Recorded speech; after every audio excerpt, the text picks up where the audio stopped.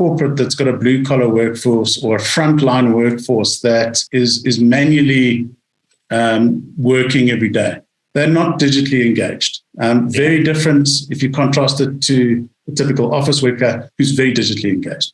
That means that there's two big problem statements. The first one is digital inclusion, access to the ability for these individuals to be digitally engaged. And secondly, engagement back into the organizations that they work for.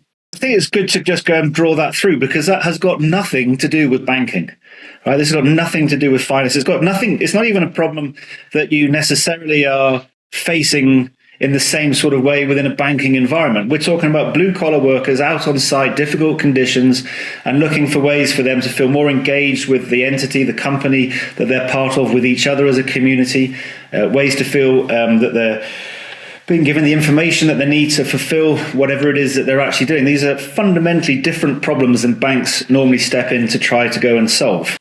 So Andy, let's bring you on. I mean, you must have fallen off your chair when a bank came to you asking to solve the S from an ESG problem for a company out across Africa for blue collar workers. I didn't fall off my chair because I think that the fact that Jono brought this client, was the kind of fruition of what we were looking for. We want to get into the strategies and the problems that our most important enterprise customers are trying to solve.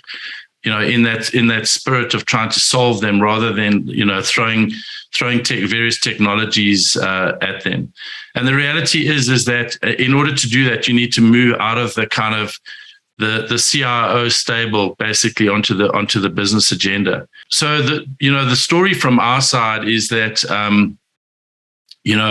just moving into kind of the partnership that we were trying to foster with Standard Bank and others, this is not by no means exclusive, is what we were trying to do is really get into a space with Standard Bank where we could kind of co-create value.